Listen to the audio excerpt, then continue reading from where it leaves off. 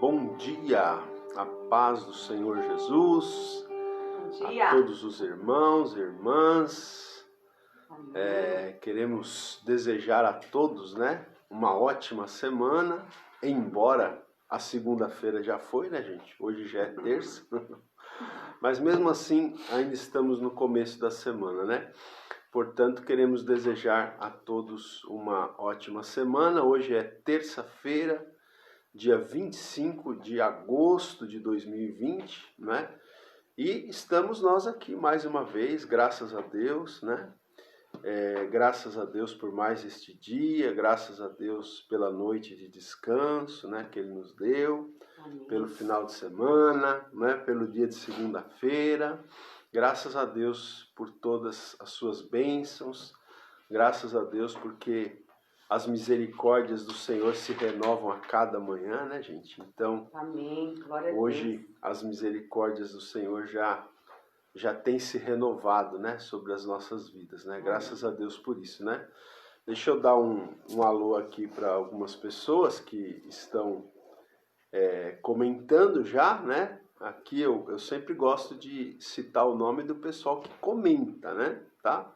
Eu consigo ver aqui quem está entrando, mas eu só vou falar o nome de quem deixou um comentário aqui, tá bom? Então, te incentivo a deixar um comentário aí. Vou tentar ler aqui alguns comentários, ó. Por exemplo, a nossa irmã Adelaide Gadelha já está dando bom dia pra gente aqui, Bom dia. Quem mais? A irmã Maria Lourdes, a irmã Lourdes, A gente conhece ela como Lourdes. Irmã Lourdes, a Lúcia Ocampo, o Orlando Figueiredo, a Zoraia Conceição, deixa eu ver quem mais aqui. O irmão José Reis, A Shelei Chamilete, a Eutália Santos. A Shelei tá falando assim, muito frio. Hoje tá um pouco mesmo. Mas agora vai melhorar, viu, gente? O período frio aí foi esse final de semana, Mas a partir de amanhã, principalmente, vai melhorar o tempo, A Beth Gonçalves, quem mais? A irmã Esther de Jesus Mélega. Bom dia. A irmã Rosa Lousada, Rosa Lousada. Também entrou aqui um irmão que eu não conheço, seja bem-vindo, é o João Benreger, deve ser isso? Benreger, eu não sei se é assim que pronuncia, O irmão Edson Carvalho Prado também está com a gente. Sejam todos bem-vindos, nós estamos falando sobre as parábolas de Jesus, amém? Fique aí. Hoje nós vamos falar, gente, sobre 4 parábolas, São parábolas pequenas, então a gente juntou aqui um lote, vamos dizer assim, de 4 parábolas, tá? As parábolas do médico, do noivo, do vestido e dos odres, tá? Bem interessante, fique aí para você ouvir a palavra de Deus, Aprender um pouquinho mais da palavra de Deus, ok? Então vou passar aqui a palavra para Simone. Glória a Deus. Enquanto isso você vai, a irmã Francisca Vanduila também já deu um bom dia aqui pra gente, Amém. Ok? Vai comentando aí, ok? Vai deixando o seu comentário. Miriam Albano Rédua, bom dia. Bom dia a todos. Amém. Glória a Deus. Nós louvamos a Deus, amém? Por mais esta semana e por tudo aquilo que o Senhor tem feito na nossa vida, amém? Nós louvamos a Deus por essa salvação tão maravilhosa que nós temos em Cristo Jesus, por este sangue que foi derramado e nos trouxe remissão, nos trouxe perdão, nos trouxe uma nova vida em Cristo, amém? Então, eu vou cantar um louvor que fala especificamente sobre isso, Jesus disse lá em João capítulo 10, versículo 11, eu sou o bom pastor dá a vida pelas suas ovelhas. E foi exatamente isso que ele fez. Ele deu a sua vida para que nós fôssemos resgatados, da condenação eterna e nós fizéssemos parte da família de Deus, nós tivéssemos, uma oportunidade de estarmos com o Senhor, amém? Então preste bem atenção, talvez você não conheça, alguns conhecem, mas é uma letra muito linda que você possa meditar no cântico dessa manhã, amém?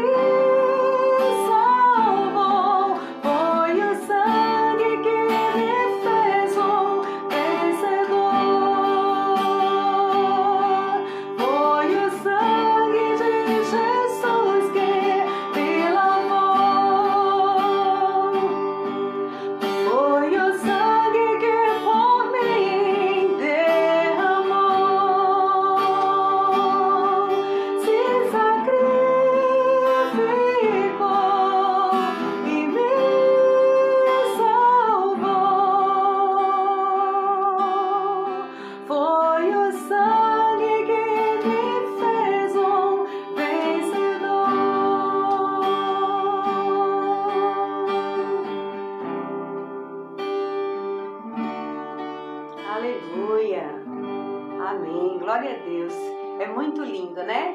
A letra desse louvor, né? Jesus se sacrificou e nos salvou através desse sangue remidor, deste sangue maravilhoso que foi derramado na cruz do Calvário, para nos salvar e para nos dar essa vida abundante em Cristo. Amém? Mais um louvor, pastor? Mais um. Amém. Glória a Deus.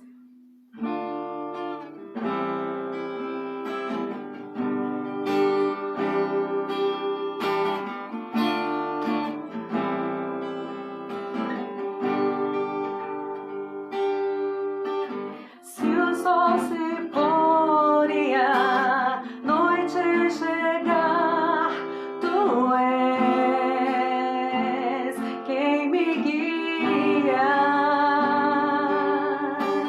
Se a tempestade me alcançar, tu és meu abrigo. Se o mar me submergir, a tua mão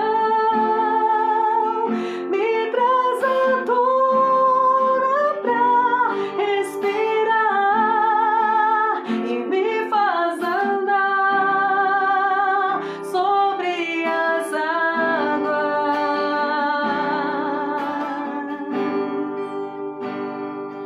Tu és o Deus da minha salvação, és o meu dono, minha paixão, minha canção e o meu louvor.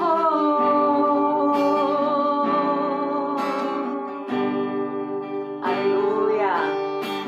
Se o sol se pôr e a noite chegar, tu és quem me guia. Se a tempestade me alcançar, tu és meu abrigo.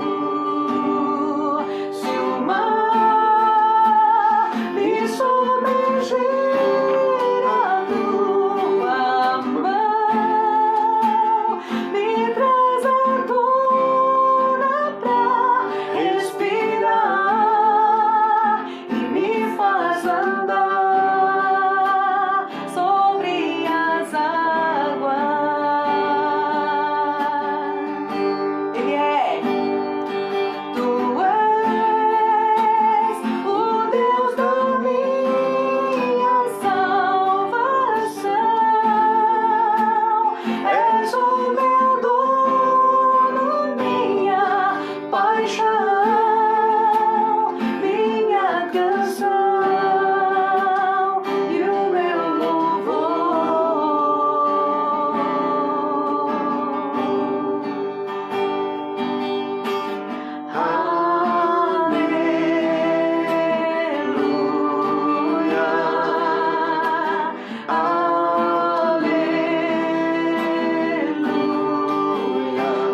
Aleluia,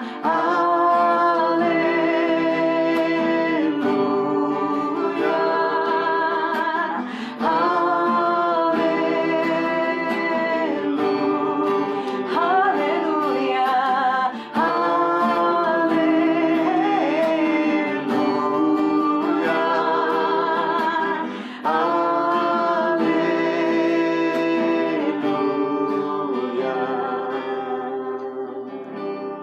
glória a Deus.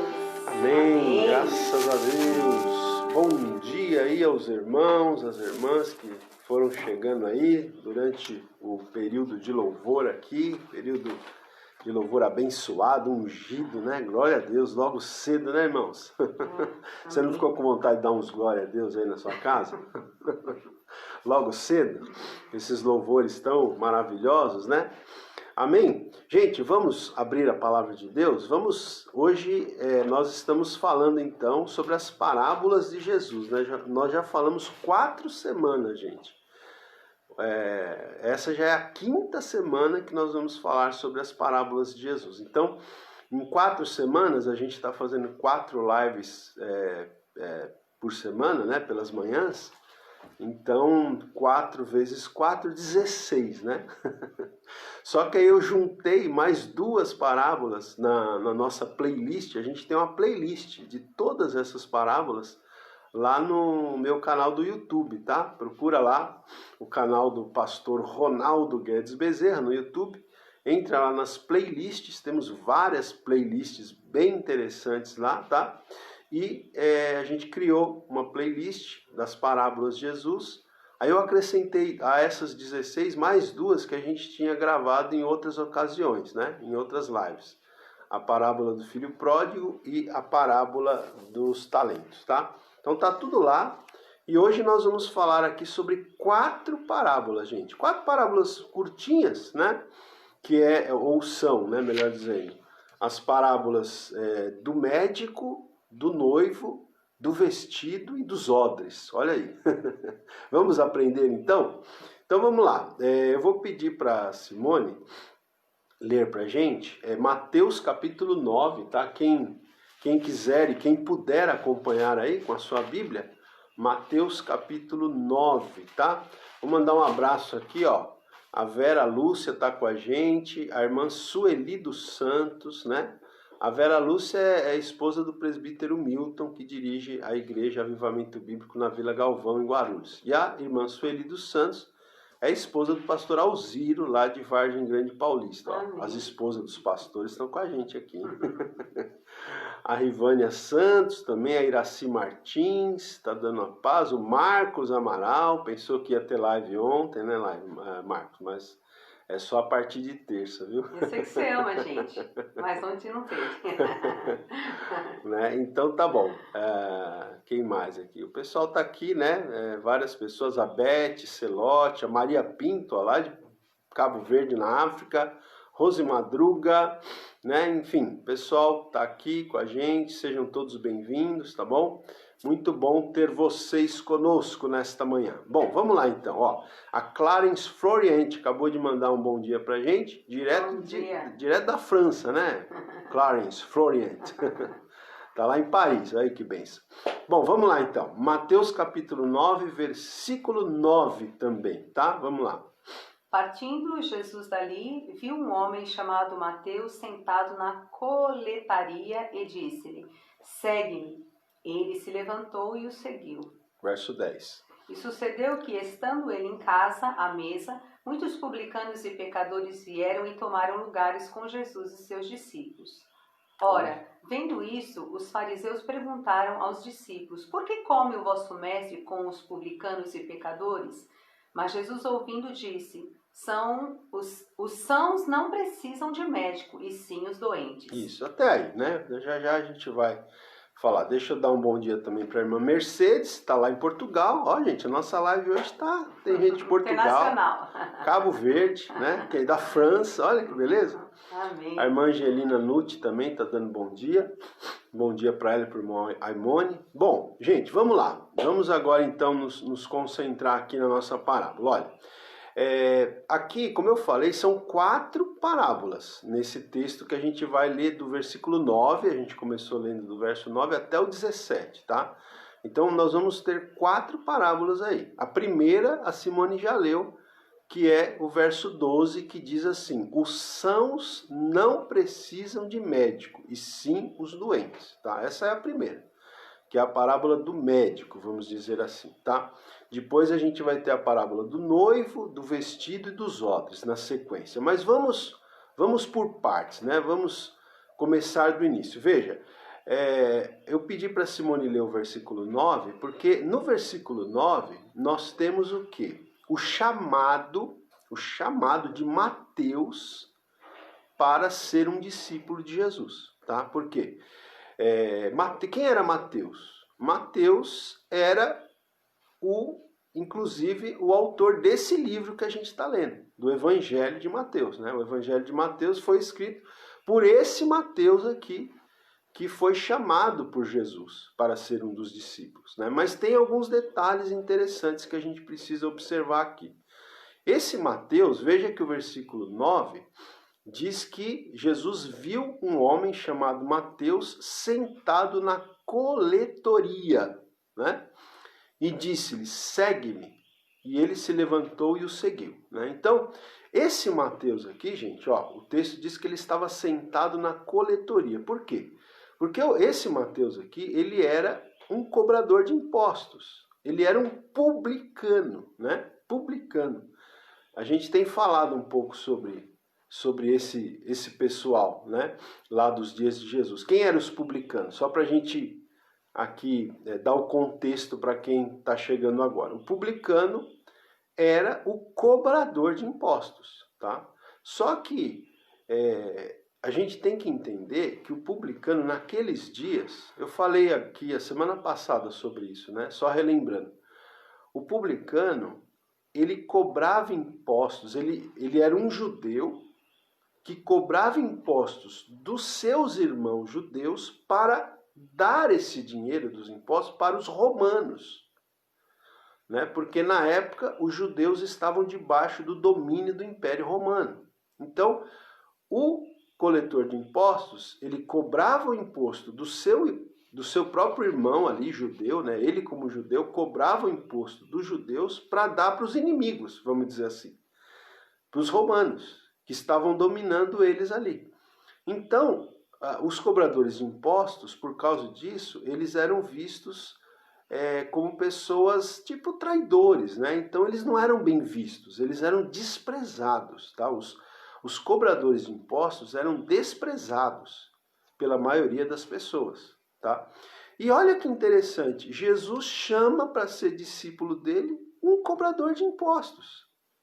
É interessante isso, né, gente? Uma pessoa que era desprezada, né, pelas outras pessoas, pelos outros judeus, principalmente desprezado pelos religiosos, né, pelos fariseus, pelos escribas, pelos saduceus, uma pessoa que era desprezada pelos outros, uma pessoa que esses cobradores de impostos, eles geralmente tinham uma conduta duvidosa, tá? Porque muitas vezes eles enriqueciam às custas dessa cobrança de impostos, né? Porque eles terminavam cobrando a mais, né? Ou então eles ficavam com uma parte do que eles tinham que passar para Roma e eles iam se enriquecendo, né? Eles iam tendo uma condição financeira muito boa, mas não de forma muito honesta. E Jesus, olha só, veja como Jesus não veio chamar justos e sim pecadores, né? Às vezes até para fazer a obra dele, né? O chamado, Jesus chama. Claro que a pessoa tem que mudar de vida depois, né? Obviamente que Mateus mudou de vida, obviamente. Mas naquele momento ali que Jesus chamou, ele estava na coletoria, diz aí o texto. Ele estava lá sentado na coletoria, cobrando impostos, e Jesus, né? Jesus provavelmente viu ali em Mateus um homem que tinha habilidade com registros.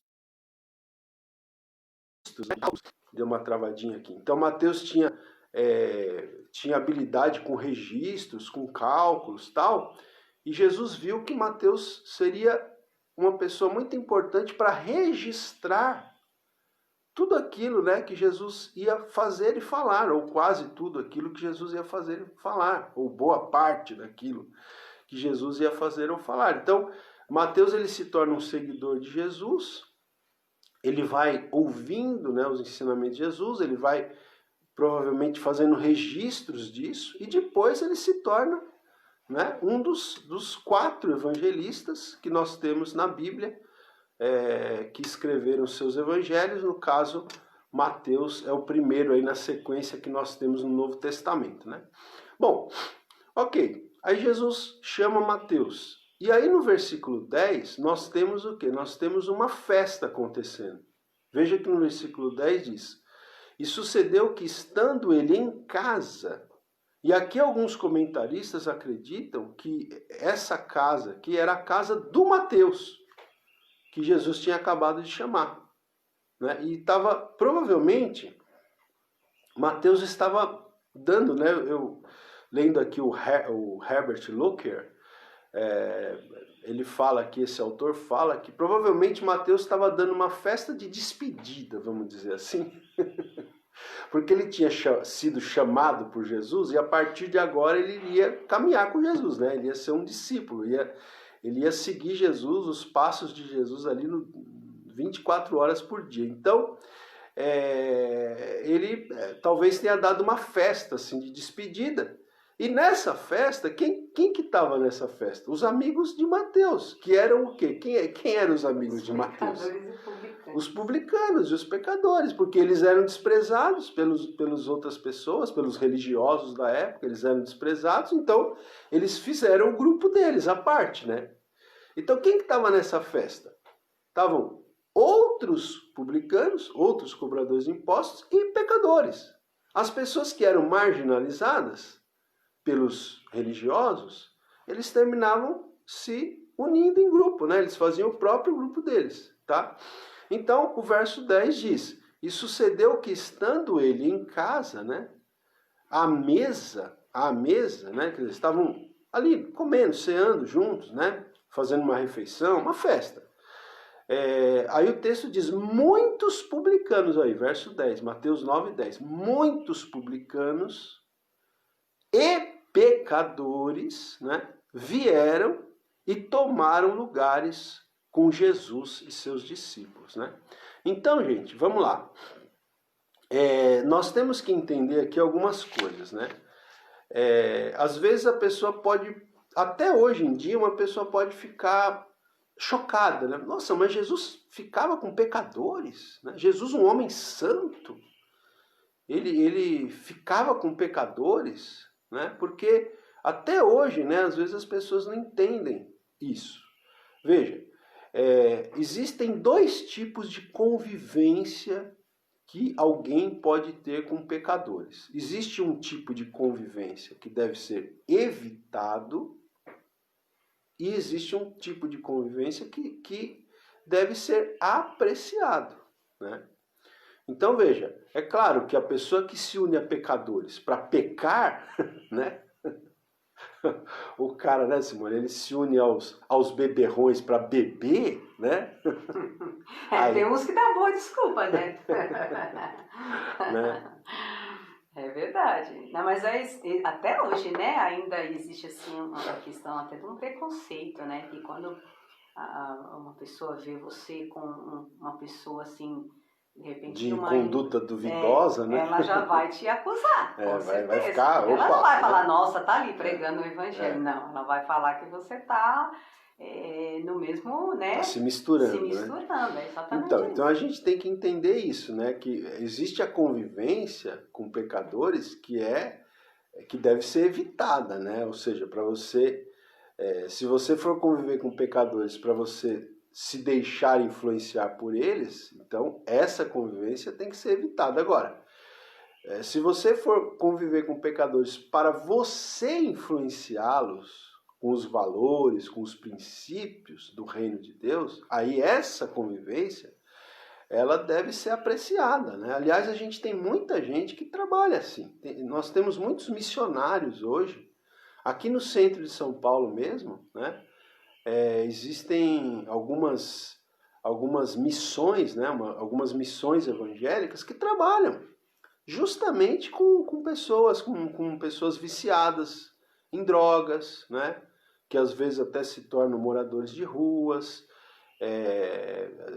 prostitutas, né? A gente tem aqui no centro de São Paulo muitas prostitutas, drogados, né? Então nós temos aqui em São Paulo missões que trabalham justamente com essas pessoas. Elas estão ali no meio dessas pessoas, não para se drogar ou para se prostituir, mas para evangelizar, para tentar ajudar essas pessoas a saírem dessa vida. Então, esse tipo de convivência com os pecadores era o tipo de convivência que Jesus tinha. Esse tipo de convivência, né, que é para influenciá-los para o bem, esse tipo de convivência deve ser apreciada, né?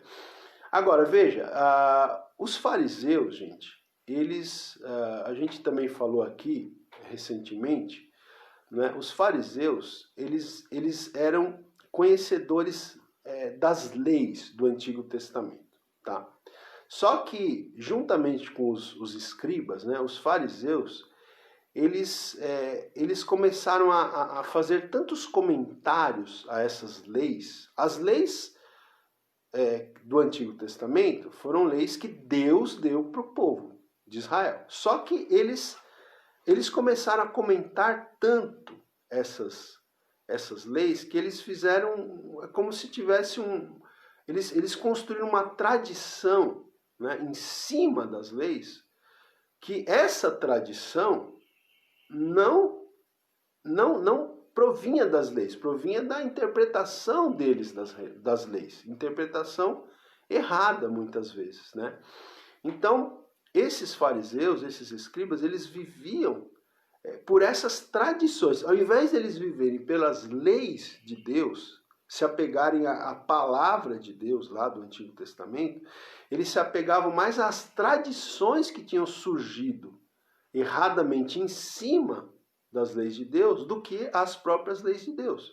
E nessa tradição deles, então, tinha essa coisa de que eles não podiam se misturar. Eles tinham isso com eles não podiam se misturar com pecadores, né? com publicanos, com prostitutas. Imagina, na cabeça deles, jamais.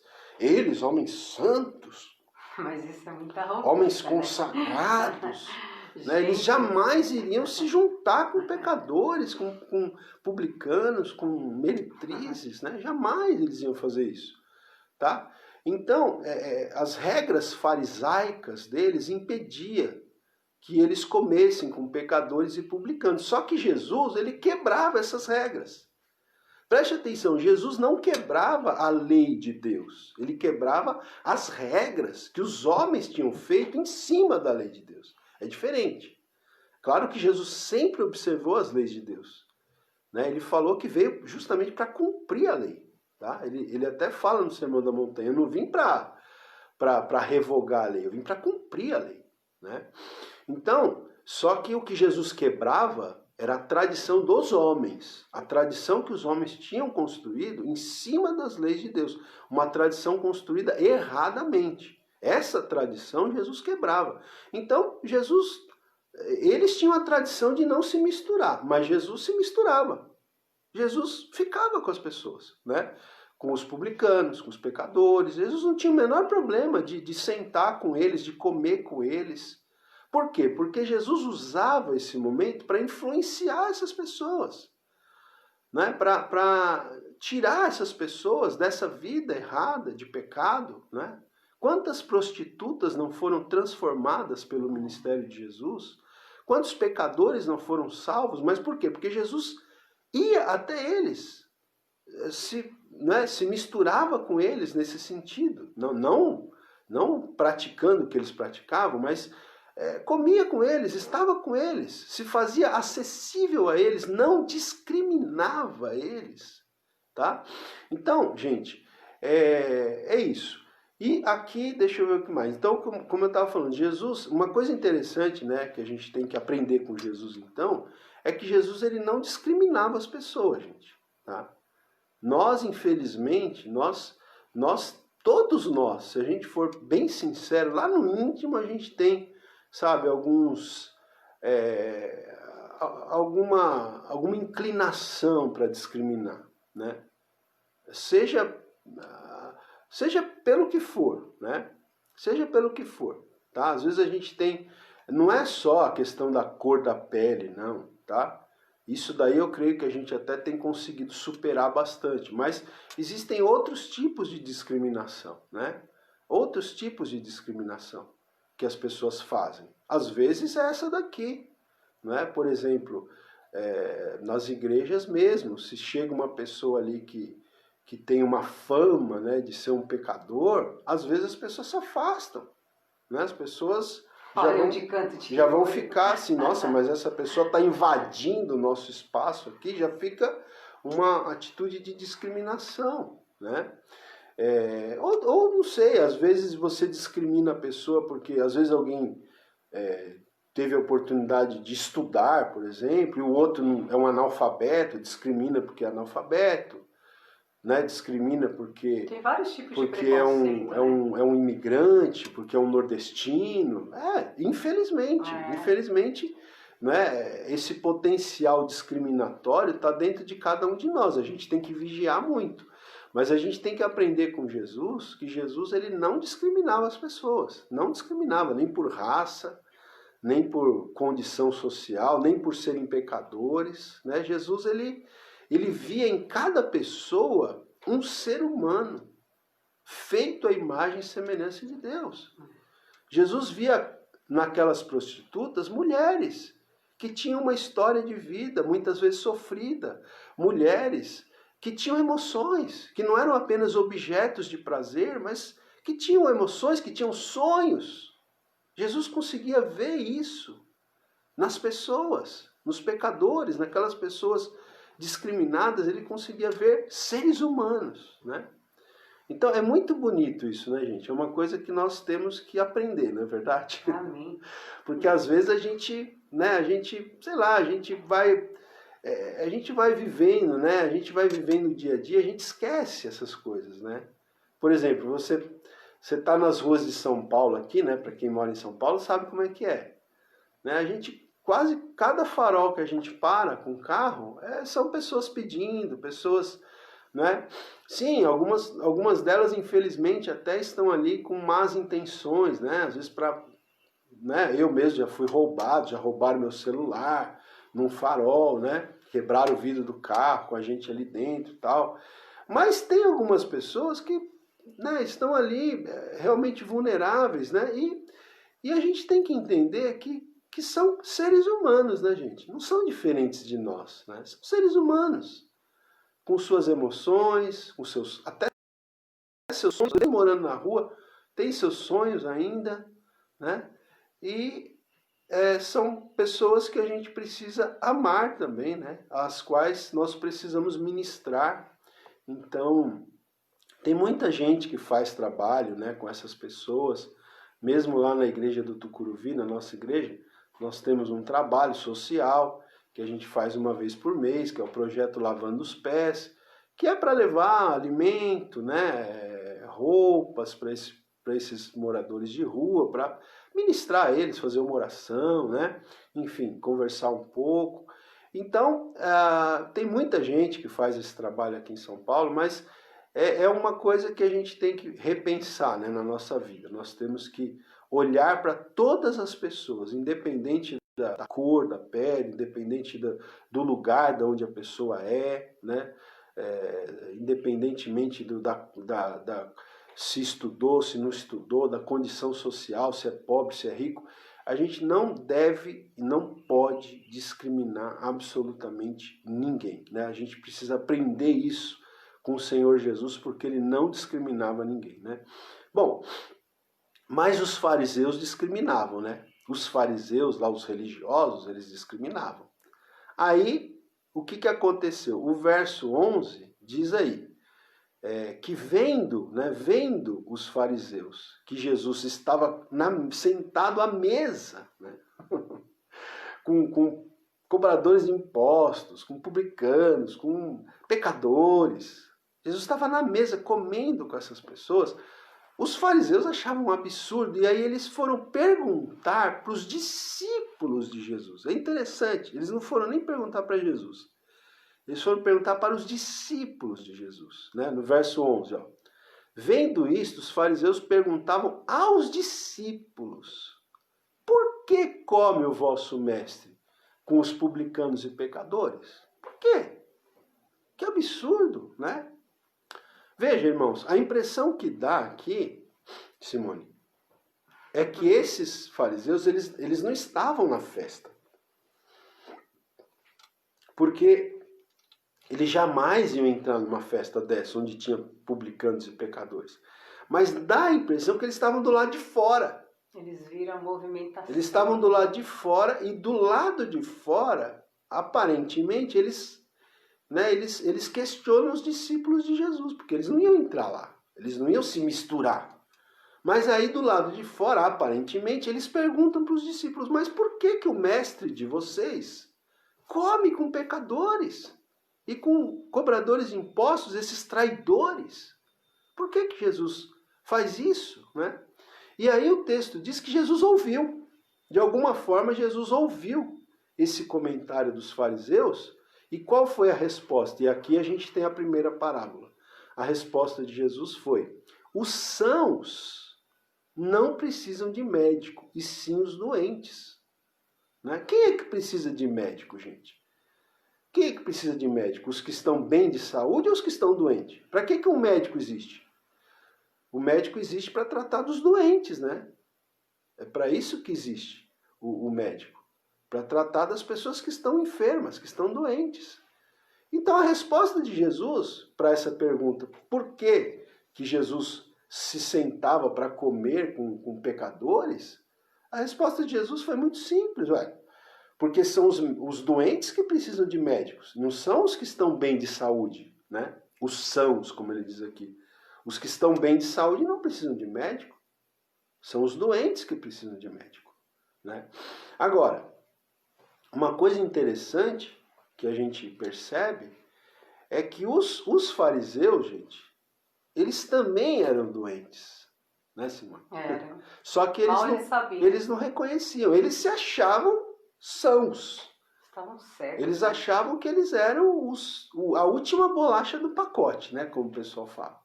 Eles achavam que eles eram justos, que eles eram saudáveis espiritualmente, mas eles eram piores. Porque esses pecadores, eles eram pecadores e admitiam que eram pecadores. Reconheciam que precisavam da graça de Deus. Os fariseus, eles eram pecadores, porque todos somos, mas eles achavam que não eram. Eles não reconheciam que eles precisavam da graça de Deus. Então eles eram piores. Porque pecadores todos eram.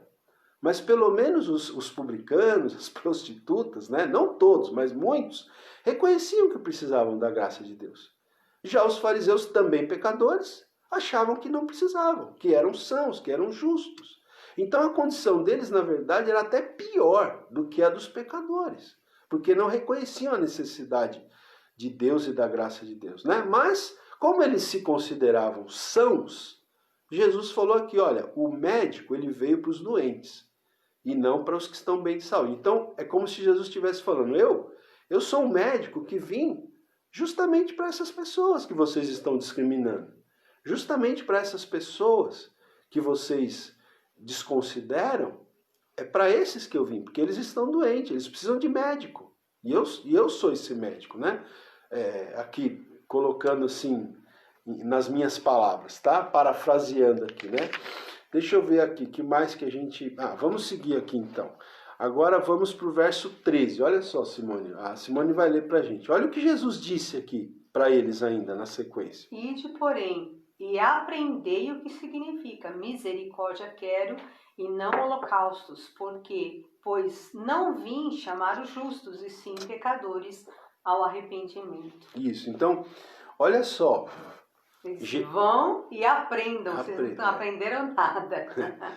Na verdade, Jesus fala, ide e aprendei o que significa misericórdia quero e não holocaustos. Por quê? Aqui Jesus faz uma citação, né? Deixa eu ver aqui.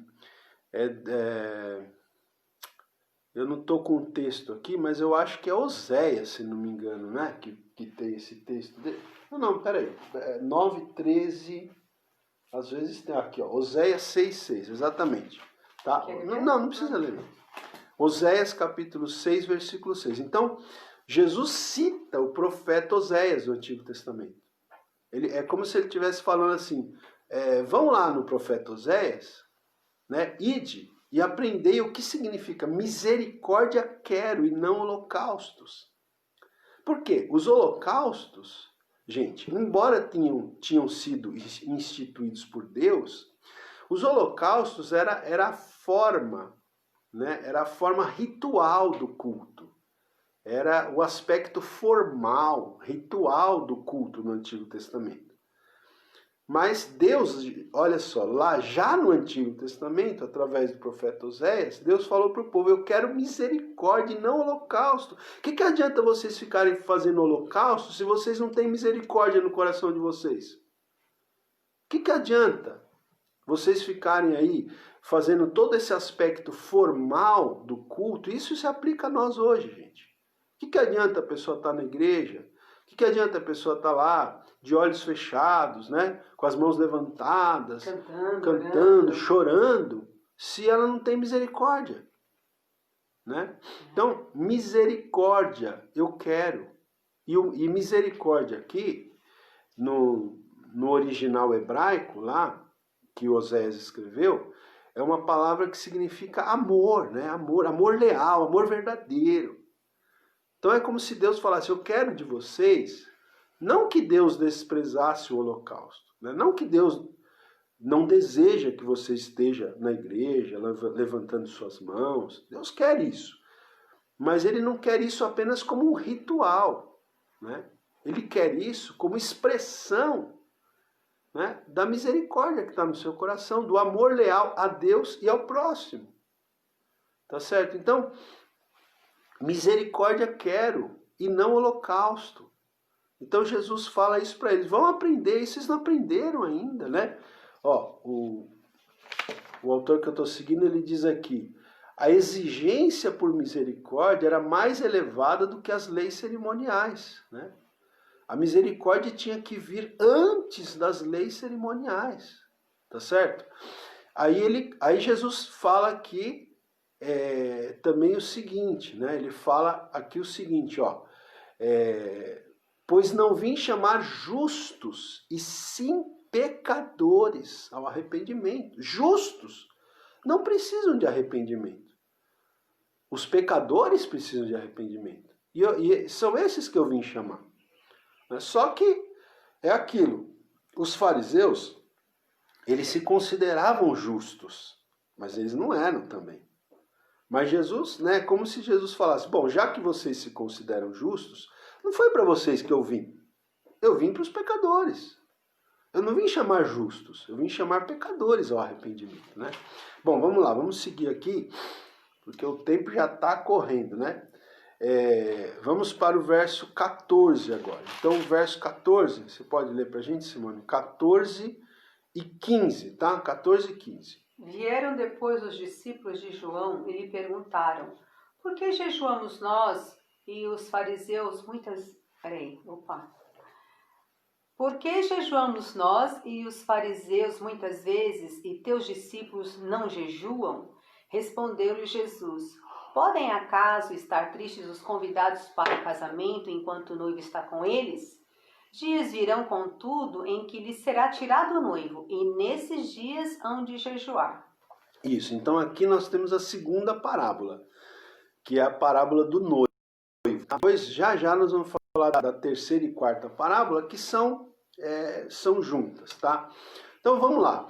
Olha só, aí, além dos fariseus, os discípulos de João, diz aqui o texto. Quem eram os discípulos de João? Os discípulos de João Batista. Porque João Batista, né, que foi o precursor de Cristo, ele também tinha os seus próprios discípulos, tá? E os discípulos de João, né, e aí o Herbert Lockyer aqui, esse comentarista, ele diz que provavelmente os discípulos de João tinham sido influenciados pelos fariseus para fazer essa pergunta, né? E aí eles perguntam para Jesus, né? Por que jejuamos nós? Né? Por que nós, os discípulos de João, jejuamos? E os fariseus também jejuam, mas os teus discípulos não jejuam. Por quê? Por que nós praticamos o jejum? Por que nós fazemos esta prática ascética, né? Nós, os discípulos de João, os fariseus e os seus discípulos Jesus. Por que eles não jejuam, como nós jejuamos, né? Aí Jesus conta uma parábola para explicar isso. Jesus fala assim, ó, podem acaso estar tristes os convidados para o casamento? Porque o jejum, ele fala de contrição, né, gente? O jejum, ele tem a ver com contrição. O verdadeiro jejum, o jejum bíblico, ele tem a ver com contrição, com quebrantamento, com humilhação. Tanto que a pessoa fica sem se alimentar, né? Agora, uma festa é um lugar de alegria, de comida. né? Então Jesus fala aqui, ó, pode acaso estar tristes os convidados para o casamento enquanto o noivo está com eles, né? Enquanto o noivo está ali no casamento, os convidados vão se entristecer? Não, eles vão se alegrar, eles vão comer, eles vão beber, eles vão se regozijar, né? Só que aí Jesus fala, dias virão, contudo, em que lhes será tirado o noivo, e nesses dias hão de jejuar. Então Jesus falou, o que Jesus estava querendo dizer com essa parábola? Que ele, Jesus, era o noivo. Tá? Aliás, João Batista, né, ele fala de Jesus como noivo também. Tá? Isso está lá, se não me engano, é João 3,29. João Batista, ele fala de Jesus como noivo. E Jesus aqui também fala dele mesmo como noivo. Ele falou, ó, ele está querendo dizer o seguinte, enquanto eu estou com os meus discípulos, eles têm que se alegrar, eles têm que festejar. Né? Os convidados, quando o noivo ainda está na festa do casamento, os convidados se alegram. Agora, aí Jesus diz, mas dias virão em que lhes será tirado o noivo. Então aqui Jesus já prediz que ele ia ser preso, que ele ia morrer, que ele ia ressuscitar e que ele ia ascender aos céus. Então ele seria, né, no momento ali da sua ascensão, ele seria definitivamente tirado, né, ali dos discípulos. Tá? Embora nós sabemos que Jesus enviou o Espírito Santo como outro Consolador. Né? Até aquele momento Jesus era o Consolador. Jesus envia o Espírito Santo como outro Consolador. Mas a presença física de Jesus não estaria mais com eles. E aí Jesus falou, aí nesse tempo, nessa época, aí eles vão jejuar, tá? Então esse é o significado da parábola aqui, né? Deixa eu só ver se eu tenho alguma anotação aqui que eu estou esquecendo, né?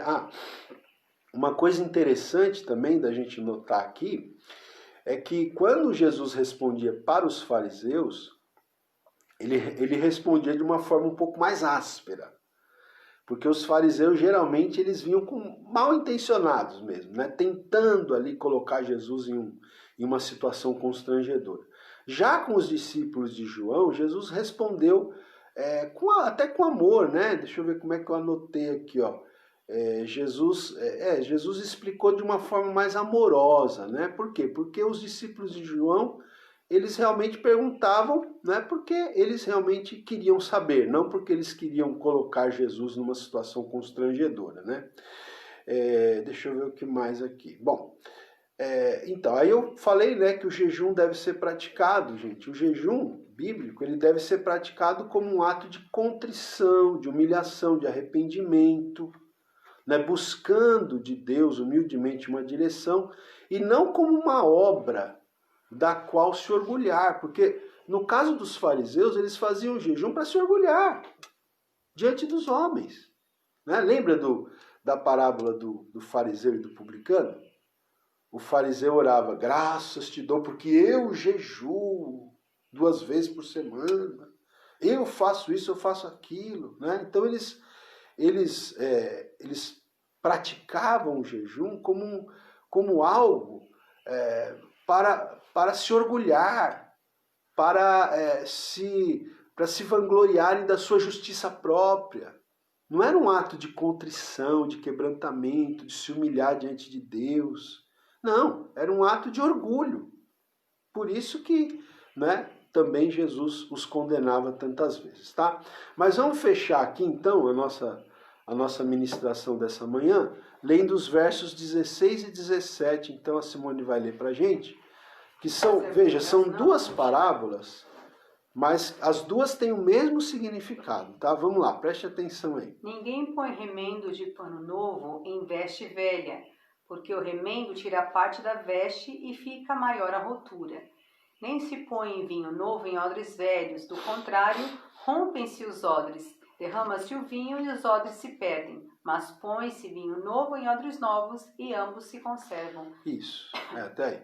Então veja, Jesus ele conta mais 2 parábolas aqui. Ele fala assim, olha, não se coloca um remendo de pano novo em vestido velho. Né? Por quê? Porque o remendo, diz aqui, né, tira parte da veste e fica maior a rotura. O que quer dizer isso? O vestido velho, ele já estava gasto, né? Já estava gasto, já tinha sido lavado várias vezes, já tinha tipo encolhido, né? Se você pegar um remendo de um pano novo para colocar num vestido velho, o que vai acontecer? Não combina, pode rasgar o vestido velho em redor do remendo. Se você fazer uma nova lavagem, aí aquele remendo novo pode encolher, né, e ficar destoando, né, com o pano velho. Então, esse é o sentido aqui, tá? E aí, Jesus também conta outra parábola, né, aqui na sequência, que tem o mesmo significado, a gente já vai falar o que é. Ele falou também o seguinte: não se coloca vinho novo em odres velhos, tá? Vai passar o estudante aqui, gente, mas repara não que ele está com cobertor que está meio frio, viu? Então, vamos lá. Aí o Senhor Jesus também fala o seguinte, olha, não se coloca vinho novo em odres velhos. Por quê? O odre, gente, o odre, o que era o odre? O odre era um recipiente feito com couro ou pele de animais, tá? Um recipiente feito com couro ou pele de animais para colocar líquido, né? Para colocar vinho dentro desse recipiente. É tipo uma bolsinha. É uma bolsa, né? A gente vê às vezes nos filmes, já viu? O pessoal tá no deserto lá e eles... Tem um bico e uma bolsinha de couro. Bico, é uma bolsa, tipo uma bolsa de couro, feita de pele de animais, né? Ou de couro de animais, tá? E era para colocar líquido, por exemplo, o vinho. Só que o que acontece? O vinho novo, ele ainda ia ser fermentado. Tá? Então, se você, o odre velho ele já estava enrijecido. Então, se você colocasse o vinho novo dentro do odre velho, quando o vinho novo começasse a fermentar, ele ia arrebentar o odre e ia se perder tanto o odre como o vinho. Agora, se você colocasse o vinho novo num odre novo, né, que era recém-feito, então, à medida que o vinho fosse fermentando, o odre também ia se flexibilizando, ia se adaptando àquela fermentação. Então, Jesus fala que você não pode pegar vinho novo e colocar num odre velho, porque senão você perde o odre e o vinho. Você tem que pegar o vinho novo e colocar num odre novo. O que Jesus queria dizer com essas duas parábolas aqui, do vestido e do odre, né? Agora eu vou até ler aqui umas partes aqui do Herbert. Hoje não vai dar pra gente cantar um louvor, porque o tempo passou um pouco, mas segura aí, gente, tá?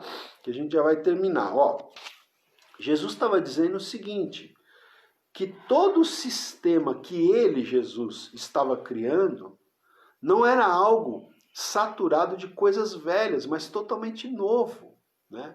Os fariseus, muitas vezes, eles queriam talvez pegar esses princípios novos de Jesus e colocar nos odres velhos, mas não cabia. O que Jesus estava trazendo era algo novo, né? Era o Evangelho, eram as boas novas de Cristo Jesus, as boas novas de Deus em Cristo Jesus, e já não se encaixava mais naquele sistema cerimonial, né? Aquele sistema cerimonial, ele teve o seu momento, ele apontou para Cristo, mas agora Cristo, que era a realidade, veio. E o novo de Deus em Cristo não se encaixava mais naquelas leis cerimoniais, né? Tanto que o apóstolo Paulo diz, o fim da lei é Cristo, né? O fim da lei cerimonial, daquele ritual, daquela cerimônia toda, é Cristo.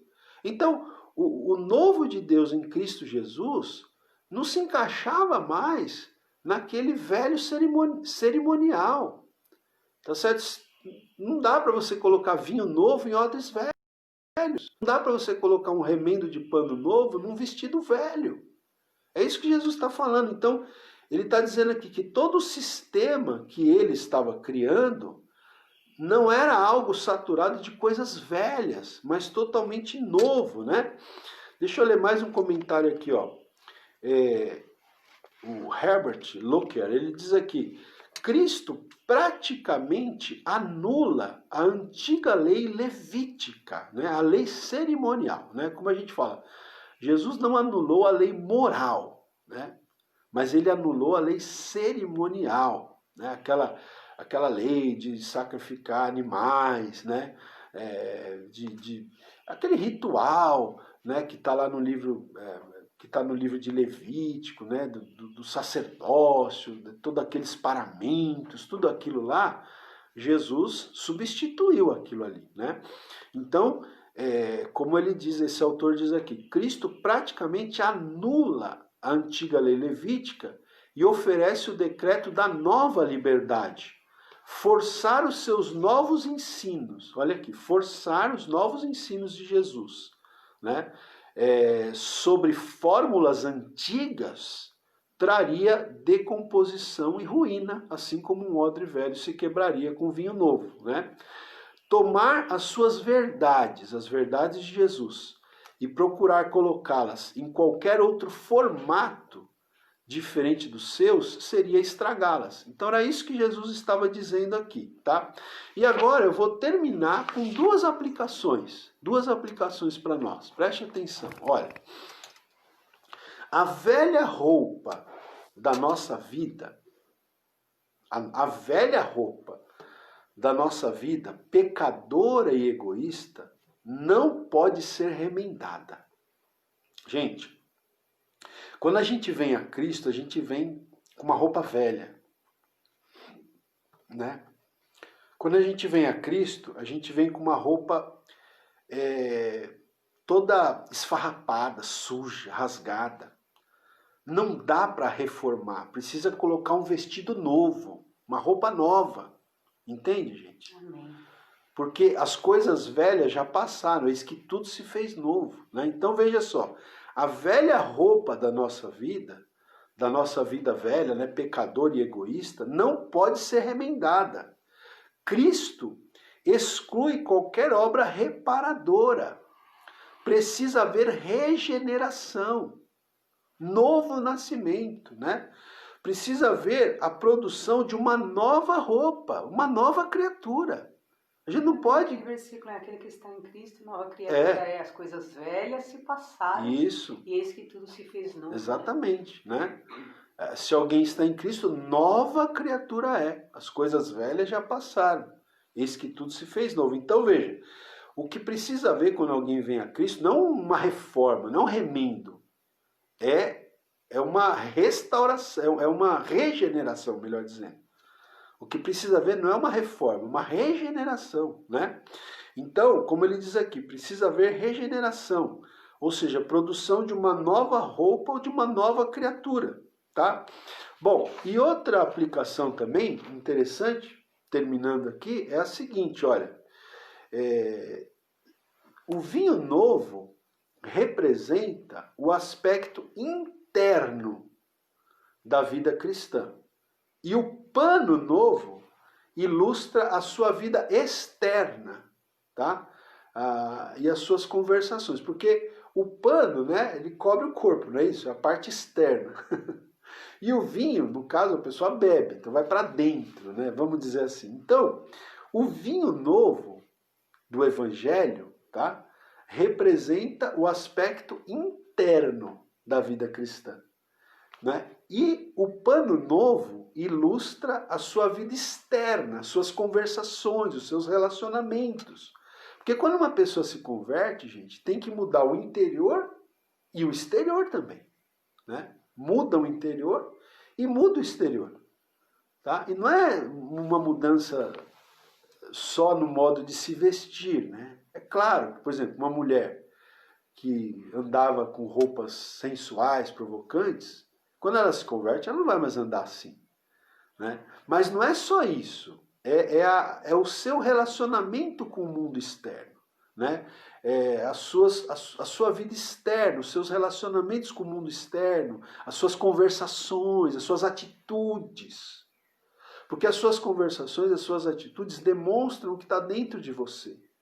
Então, o vinho novo transforma você por dentro, né? E as vestes novas refletem isso através de atitudes novas, de comportamento novo, de relacionamentos pautados pelos princípios da palavra de Deus, entende? Então, vamos lá. Ele diz aqui, o vestido velho, né, é a vida comum dos pecadores. O vestido novo é a vida de santidade usada pelo novo homem em Cristo Jesus. Vou repetir essa frase aqui para terminar. Olha, o vestido velho, né, é a vida comum dos pecadores, que ainda estão com as vestes esfarrapadas, rasgadas, sujas do pecado. Então, o vestido velho é a vida comum dos pecadores, né? Agora, o vestido novo é o quê? É a vida de santidade usada por aquela pessoa que nasceu de novo em Cristo Jesus. Ok? Amém? Amém. Então é isso. Essas são as 4 parábolas que a gente falou hoje aqui, né? Nos perdoe a gente se estender um pouquinho, né? No tempo, são 9h10, mas nós já vamos orar, né? E vamos Nós vamos encerrar. agradecer, né? A Luciana disse que a irmã dela saiu do hospital, a mãe já está bem. E a irmã Lourdes também diz que a Marinete está bem, né? Então, é um motivo da gente agradecer mesmo, né? Graças a Deus, agradecer ao Senhor pelo cuidado dele. Pela vida da... É Lau, né? Se não me engano. Lau, A vida da... Acho que é. A irmã da Luciana. Legal, né? Que bom. Graças a Deus. A irmã Janete, né? Que é a mãe, eu lembro dela.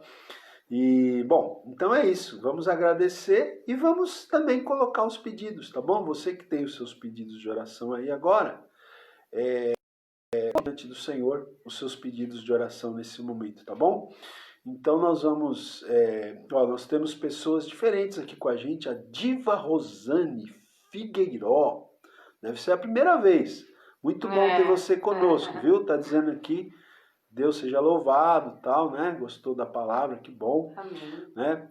A Sandra Rodrigues está pedindo oração, Simone. Está com muita dor no corpo, né? Vamos orar, tá? Amém. Amém. Então, vamos orar, gente? A Simone vai interceder e nós vamos concordar. Vamos orar, irmãos. Senhor Deus maravilhoso, somos gratos ao Senhor por esta manhã, por esta palavra maravilhosa.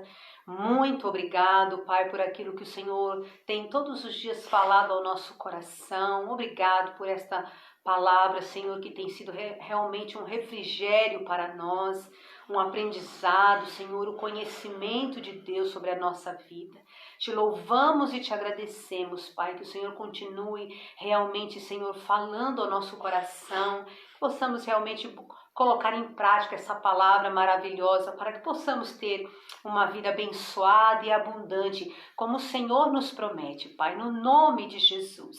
Oramos gratos ao Senhor pela vida, Senhor, da Lau, pela vida da Janete, pela vida da Marinete, Senhor. Ó Deus, sobre o teu cuidado sobre elas. Obrigado, meu Senhor, porque o Senhor é aquele que está conosco, o Senhor é aquele que nos ajuda, nos ampara nos momentos de aflição, Senhor. O Senhor nunca nos deixa, está sempre conosco e nos garantindo a vitória. Muito obrigado por essas bênçãos que o Senhor nos concedeu. Ó Pai, em nome de Jesus, nós temos motivos para agradecer ao Senhor por todo esse cuidado, Pai. E também oramos pelos pedidos de oração. Amém.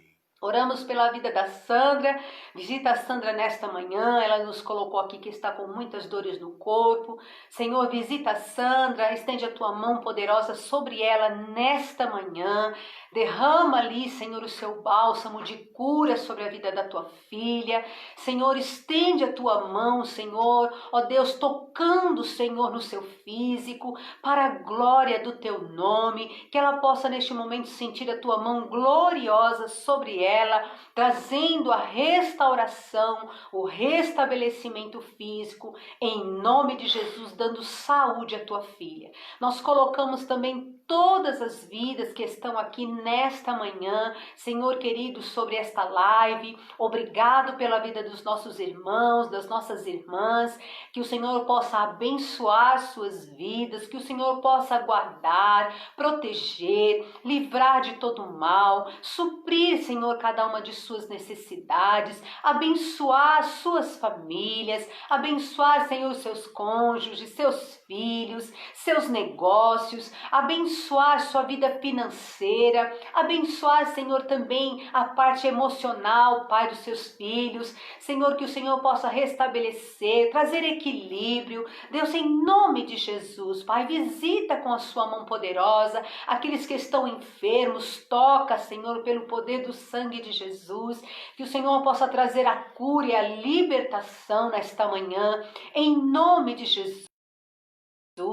Pai, ó Deus, dá-nos da tua graça, tira sobre nós toda ansiedade, todo o peso, toda a culpa, tira de nós todo o ressentimento, toda a amargura. Senhor, nos ajuda, Senhor, a termos uma vida emocional equilibrada, que possamos sempre lembrar da graça e da misericórdia do Senhor, possamos realmente, Senhor, estar, ó Pai, voltados para a sua palavra e saber que o Senhor é Deus, está acima de nós sobre todas as coisas e também sobre as nossas vidas. Nós somos gratos a Deus, porque, ó Pai, nós sabemos que o Teu amor por nós é, ó Pai, maravilhoso e independente das nossas limitações, nós sabemos que o amor do Senhor é incondicional. Muito obrigado, Senhor, por tudo que o Senhor tem feito sobre as nossas vidas. Assim nós oramos e assim nós entregamos a nossa vida em Tuas mãos, para a honra e para a glória do Teu nome. Amém, Jesus. Amém. Amém. Glória a Deus. Amém. Gente, olha, deixa eu dizer uma coisa para vocês. Hoje, terça-feira, às 20 horas, ou mais conhecido como 8 horas da noite, a gente vai ter a nossa 7ª aula de escatologia, tá? Nossa, já é a 7ª, hein? 7ª aula já. Hoje nós vamos falar sobre a grande tribulação, gente. Assunto Né? forte. Vamos falar, provavelmente não vai dar tempo de falar tudo hoje, mas nós vamos começar a falar sobre a grande tribulação, né? Esse período da história humana que ainda está por vir, né? Que Jesus profetizou, né? Sobre esse período. O profeta Daniel profetizou, o livro de Apocalipse fala sobre esse período.